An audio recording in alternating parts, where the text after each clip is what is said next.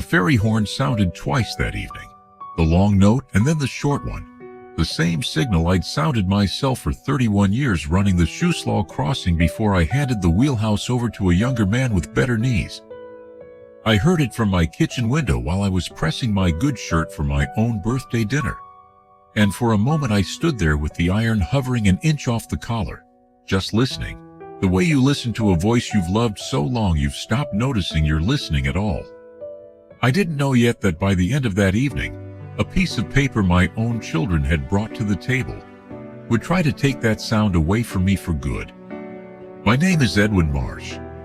I turned 78 that October, in the same white clapboard house on Bayview Road in Florence, Oregon, that my late wife Ruth and I bought the spring after I got my captain's license, back when the down payment came to less money than a decent used truck costs today. Ruth passed 6 years ago now, in the front bedroom with the good light, the one she always said made her look younger than she was, which she wasn't wrong about even at the end. I still sleep on my side of the bed. I've never once considered that strange, though I understand my children do.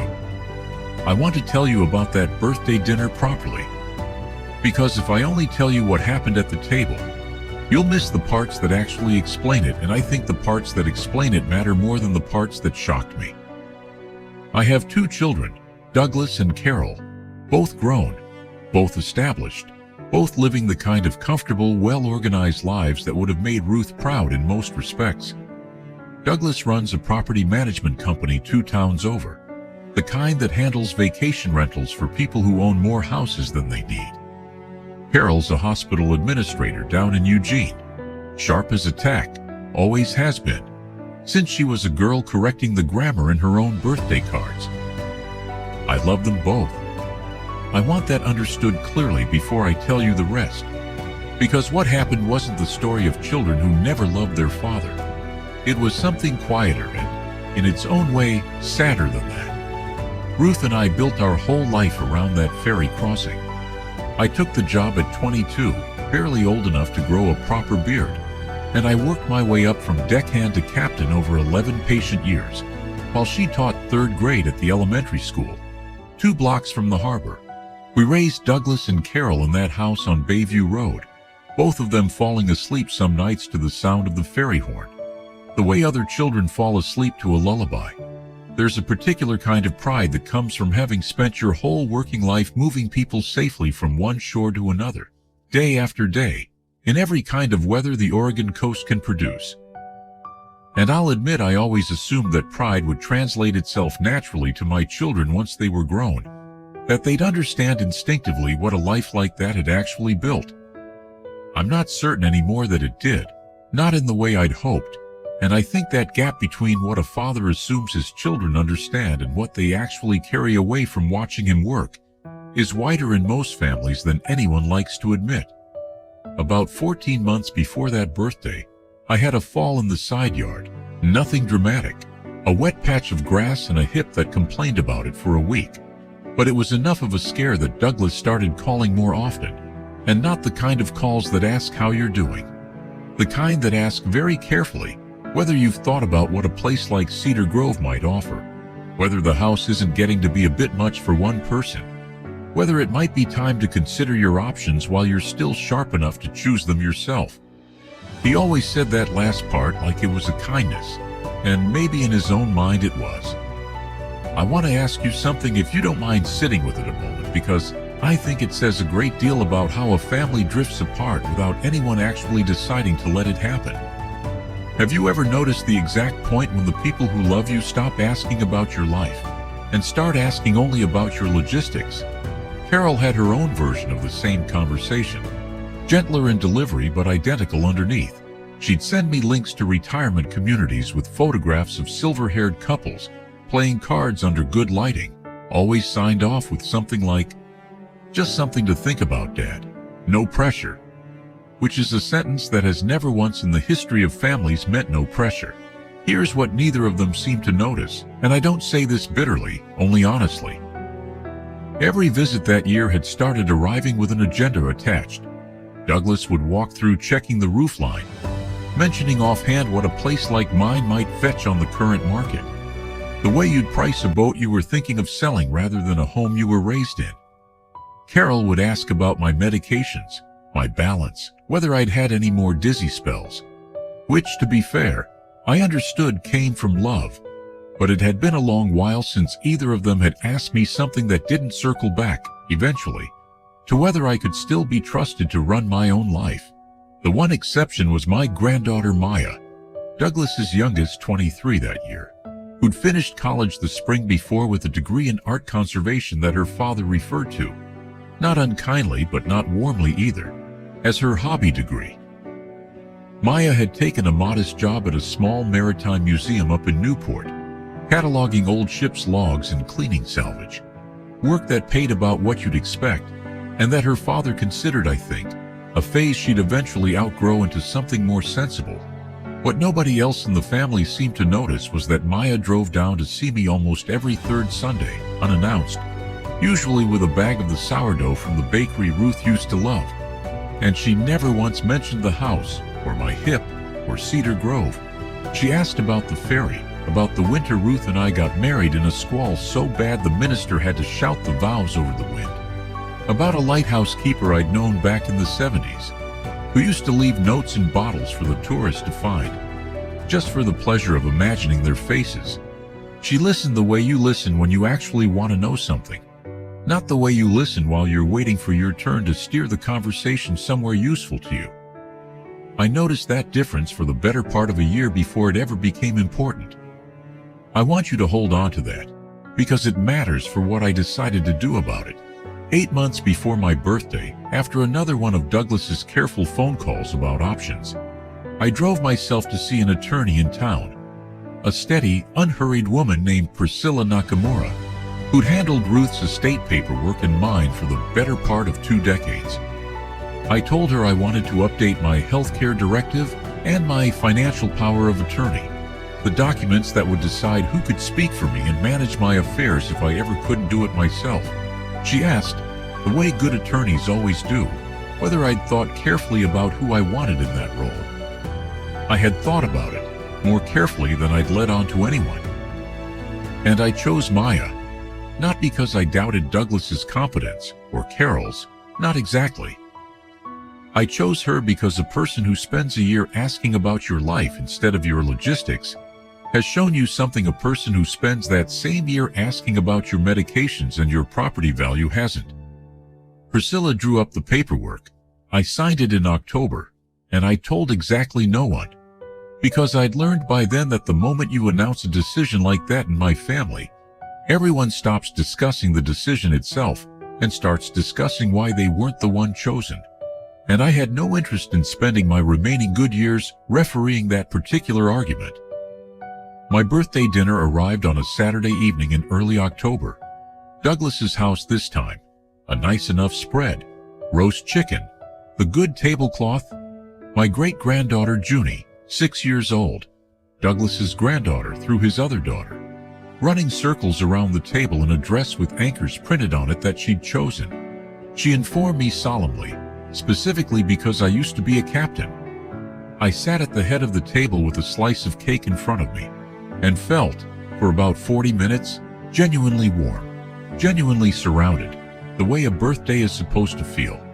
Then Douglas cleared his throat in a particular way I'd come to recognize over the past year, the way a man clears his throat right before he says something he's rehearsed. "Dad," he said, "Carol and I want to talk to you about something, and we want you to know it comes from a place of love. I want to ask you honestly, because I think most of you already know the answer from your own families. Is there any sentence in the English language that reliably precedes something loving less than the phrase, 'This comes from a place of love'?" Carol slid a folder across the table, the good tablecloth crinkling under it the same way it had crinkled under wrapping paper an hour earlier. Inside was a durable power of attorney form, my name already typed in at the top, a line at the bottom waiting for my signature, naming Douglas as my financial agent and Carol as my healthcare proxy. Douglas explained, in the careful, rehearsed voice of a man who'd clearly practiced this in his car on the drive over, that they'd consulted with a financial advisor about the house, that property values on Bayview Road had climbed considerably, that at my age it only made sense to have things properly organized before. And here his voice did something delicate, before anything happened that made organizing them harder. I sat there with a fork of cake halfway to my mouth, looking at a document my own children had prepared, without ever once asking me whether I wanted it prepared, at a party that had been, I understood now, at least partly constructed around the moment of presenting it to me. Junie, who'd stopped circling the table, and was now standing at my elbow with the particular stillness children get when they sense something adult and serious happening above their heads, looked at the folder, then at me, then back at the folder. "Grandpa Edwin," she said, in the clear, unfiltered voice only a 6-year-old can manage, "isn't this the house where you married Grandma Ruth? Why do they want you to leave it?" Nobody at that table had an immediate answer for her, which told me something all by itself. I set my fork down. I looked at Douglas and then at Carol, and I want to tell you honestly, I felt something closer to sorrow than anger. Though I understand if you expected anger from a story like this one. "I appreciate the thought behind this," I said, and I meant it because I did believe, underneath the property talk, that some genuine worry lived in both of them. "But I already have this handled, both pieces of it. Healthcare and finances." Carol frowned. "Dad, you don't have anything set up." We checked with Priscilla's office assistant. There was nothing current on file for either of us. "There isn't," I agreed, "because it isn't either of you. I want to ask you the same question I asked myself sitting at that table, because I think it's worth sitting with before I tell you what happened next. If you'd spent a year watching 2 of your children ask about your logistics and 1 grandchild ask about your life, which one would you have trusted with the rest of yours?" I told them as plainly as I could that 8 months earlier I'd named Maya as both my healthcare proxy and my financial power of attorney, that the documents were signed, witnessed, and on file with Priscilla, and that the folder currently sitting on the good tablecloth had no legal weight in my life whatsoever, unless I chose, someday, to revoke what I'd already put in place, which I had no intention of doing. The table went quiet in the particular way a room goes quiet when a plan that took considerable effort to build has just been informed, gently but completely, that it was never going to work.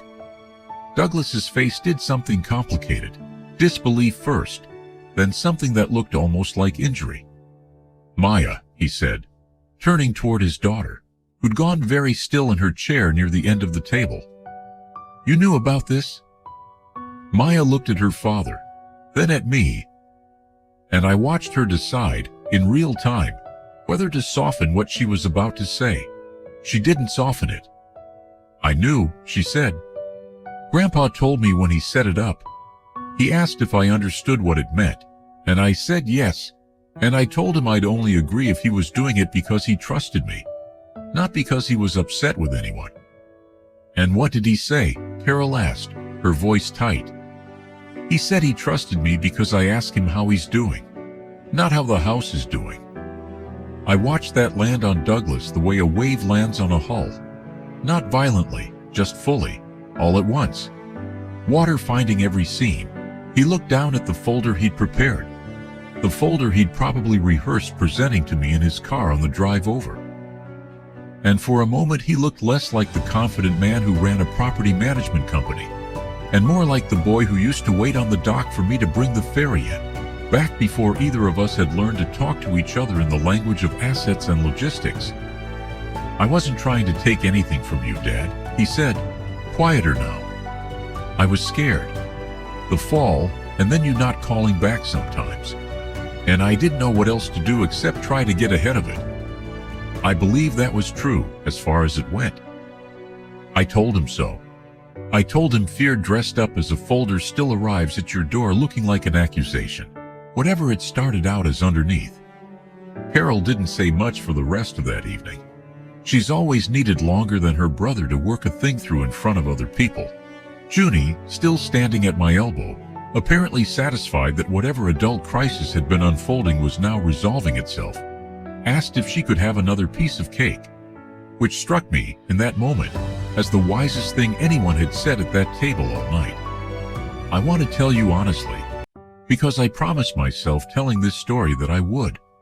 That the months since haven't rebuilt everything the way a tidier version of this story might. Douglas and I talk most weeks now, and he's stopped mentioning Cedar Grove entirely, though I notice he still glances at the roofline sometimes out of what I think is genuine habit rather than calculation. Carol and I are still finding our way back to something easier between us. She sent a card in November that just said she was proud of how I'd handled myself. No further explanation, which from Carol is close to an apology and closer to an admission. Maya comes by every third Sunday still, sourdough in hand, though now Douglas has started coming along some of those Sundays too, standing a little awkwardly in my kitchen at first, learning slowly how to ask about my life instead of my logistics. Last month he asked me to tell him the story about the lighthouse keeper and the bottles, the one I'd told Maya a dozen times over the past year and never once told him, and I watched him listen the way his daughter had taught herself to listen, and I felt something in my chest ease that I hadn't fully realized was still tight. Junie still asks, every visit, whether she can steer the small boat I keep down at the dock, and I let her hold the wheel now for a few careful minutes in the calm water near the marina, her small hands white-knuckled with concentration, and I think about how she'll likely never fully understand what that folder on the good tablecloth almost cost this family, not until she's much older and facing some quieter version of the same choice herself. Maya took her up there once without me, borrowed the boat key and let Junie sit in the captain's chair, while the two of them ate sandwiches and watched the gulls work the tide line. And when I heard about it afterward, I understood, in a way I couldn't have explained to Douglas in October, exactly why I'd chosen the granddaughter I chose. I've thought a great deal since that birthday about what it actually means to trust someone with the rest of your life, and I've come to believe it isn't really about competence or credentials, or who understands a spreadsheet better than the next person. It's about who spends their visits asking what your life still holds, instead of quietly measuring what's left of it. I signed those papers 8 months before anyone else in my family even knew I was thinking about the question, and I'll tell you plainly, I've never once regretted choosing the granddaughter with the hobby degree over the son with the property company, though I understand it took Douglas the better part of a year to arrive at understanding that himself. If any part of this evening found its way into your own family, I'd genuinely like to know. If you were sitting at that table, watching a folder slide towards you on the good tablecloth, would you have signed it out of love for keeping the peace? Or would you have already done quietly, months before anyone thought to ask you exactly what